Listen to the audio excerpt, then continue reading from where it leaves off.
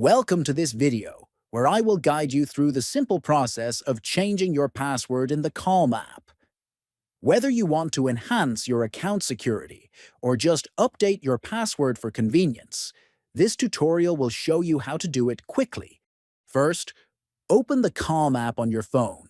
Next, look at the bottom of the screen and tap on the profile icon to open your account page. Then, in the top left corner, tap on the Settings icon. This will open the Settings menu where you can adjust various features of the app.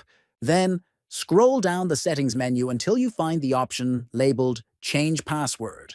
Tap on this option to proceed to the password update screen. You will be asked to enter your current password first, so make sure to type it carefully. After entering your current password, enter the new password you want to use.